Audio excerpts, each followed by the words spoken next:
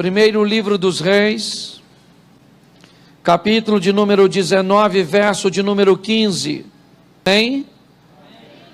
Nos diz assim: e o Senhor lhe disse: vai, volta pelo caminho para o deserto de Damasco, vem e unge a Hazael, rei sobre a Síria. Também a Jeú, filho de Ninsi, ungirás, rei de Israel. E também Eliseu, filho de Safate, de Abel a Meolá, ungirás profeta em teu lugar. E há de ser que o que escapar da espada de Hazael, matá-lo-á Jeú, e o que escapar da espada de Jeú, matá-lo-á Eliseu. Também eu fiz ficar em Israel 7.000, todos os joelhos que não se dobraram a Baal, e toda a boca que não o beijou. Partiu, pois, Elias dali, e achou a Eliseu, filho de Safate, que andava lavrando com 12 juntas de bois adiante dele, e ele estava com a 12ª. Elias passou por ele, lançou a sua capa sobre ele. Então deixou ele os bois e correu após Elias e disse: deixa-me beijar meu pai e a minha mãe, então eu te seguirei. E Elias lhe disse: vai e volta, porque te tenho eu feito. Voltou, pois, de trás dele, tomou as juntas de bois, os matou, e com os aparelhos dos bois, cozeu as carnes, e as deu ao povo, e comeram.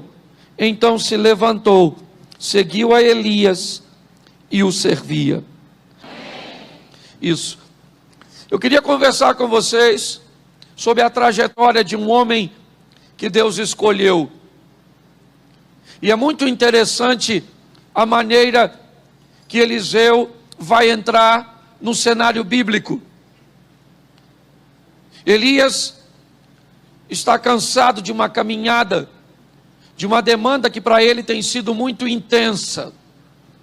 E Elias, em seus desconfortos, ele estava sinalizando a Deus, estava dizendo a Deus que estava no momento de ter uma transição. Se você conhece um pouco da história bíblica, você vai ver que Elias era um cara fantástico, um indivíduo que viveu coisas mais muito ímpares. Foi o que esse camarada viveu. Só que o tempo dele vai passar, porque passa o tempo de todo mundo. E deixa eu explicar uma coisa. Pessoas vieram antes de nós e fizeram grandes coisas. Pessoas realizaram os grandes feitos antes de nós. Coisas grandes e expressivas eles fizeram. Viveram seus momentos mágicos. Coisas sensacionais. Porém, o tempo dessas pessoas passou. E é muito importante nós entendermos que chegou o nosso tempo. Chegou a nossa vez. Chegou a nossa hora. Eu não sei o que pessoas farão depois de nós. Eu sei que pessoas fizeram antes de nós coisas que nos inspiram. E nós seremos também inspiradores de uma nova geração. Amém? Chegou a sua vez. Não transfira a responsabilidade que é sua. O tempo de Elias vai passar. E cá convenhamos, vim depois de Elias. Não deve ser fácil. Como não foi para Josué vir depois de Moisés? Pois é. Por isso é que Deus diz para Josué: assim como eu fui com Moisés, eu serei contigo. O que Deus está falando para Josué? Josué, o Moisés não seria nada sem mim. Então não fique preocupado com o que ele fez, porque ele só fez porque eu fui com ele. Então tem de bom ânimo, porque o que eu fiz com ele, eu posso fazer com você também. Então não há justificativas para nós termos medo das coisas grandes que os que passaram fizeram. Porque eles só fizeram por quê? Porque Deus estava, e o Deus que estava com ele é o mesmo que está. Então, querido, chegou a nossa vez. Entende? Quem veio antes de nós era o Elias. Ele era bom? Sim ou não? Ele fez coisa legal, mas ele passou. Então chegou a nossa vez, chegou a nossa hora. Elias ouve Deus dizer assim: você vai ungir 3 indivíduos, Azael, Jeú, e esses serão os reis. Mas você vai ungir Eliseu, filho de Safate, de Abel a Meolá, como profeta em seu lugar. Olha só, eu acho muito interessante, porque Deus falou com Elias que Eliseu seria a nova geração, mas não falou com Eliseu. Olha que coisa esquisita. Não tinha que avisar o Eliseu: Eliseu, eu vou usar você, cara. O Elias está cantando para subir e eu vou usar você. Não seria melhor? Sim ou não? Sim. Pois é, deixa eu te dar uma notícia muito ruim. Deus falou comigo que vai usar você e nem falou com você ainda.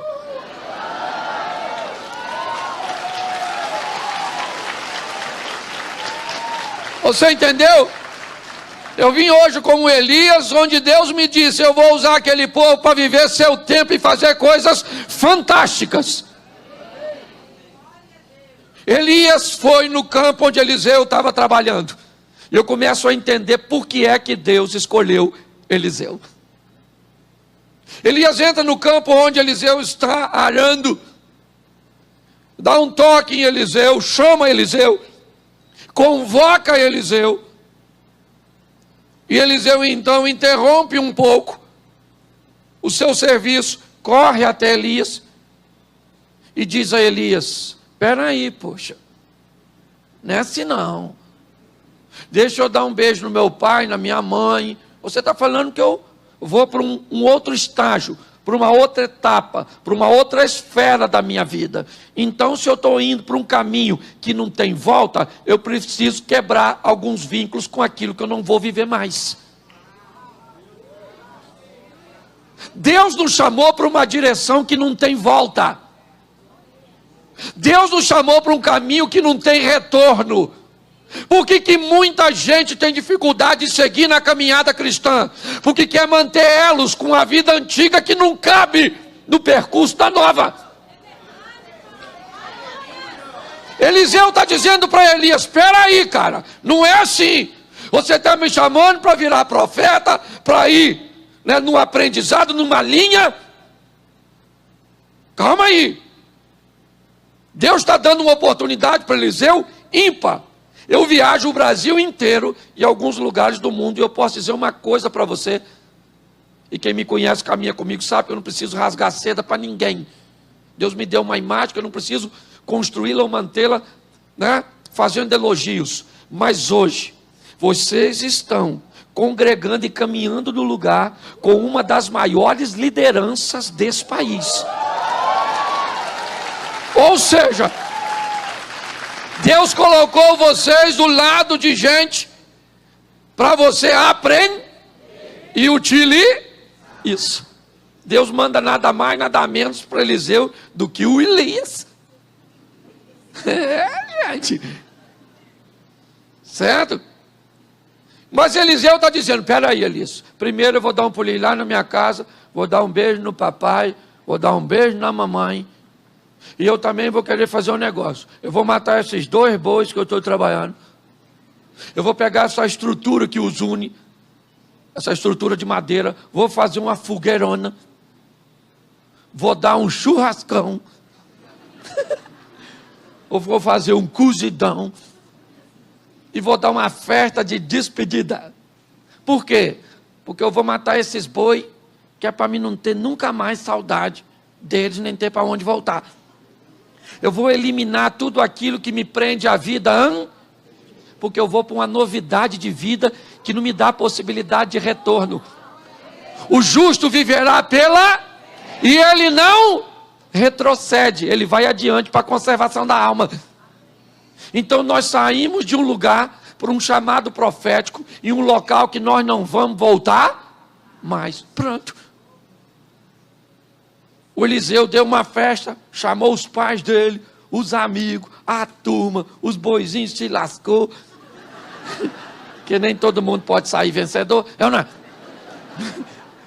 Então, fez um churrascão e ele está dizendo para a vida dele antiga, para o estilo de vida, para a sua família, para a sociedade que ele cresceu. A minha vida muda hoje, muda aqui e muda agora. Eu estou indo numa direção que não me cabe retorno.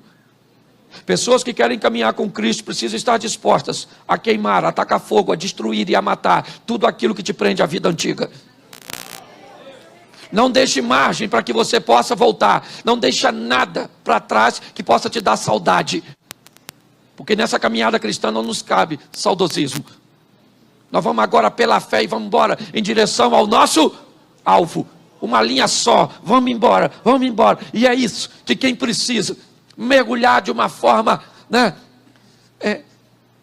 intensa, profunda, nesse projeto de Deus, é dizer, acabou. Esse tipo de amizade que eu tinha, não tenho mais. Esse tipo de hábito que eu tinha, eu não tenho mais, não dá mais, não cabe mais na minha nova. Isso, taca fogo nesse troço. Mata esse troço. Faz uma festinha de despedida. Isso. O que é a despedida de solteiro? É uma festa. Encerrando um período de libertação. De liberdade. Sim. É a despedida de solteiro. Aí você vai para o sentenciamento, que é a festa de... É ela que define, ela marca. Entende? Sabe como Jesus marcou a era? Antes de Cristo e depois de Cristo.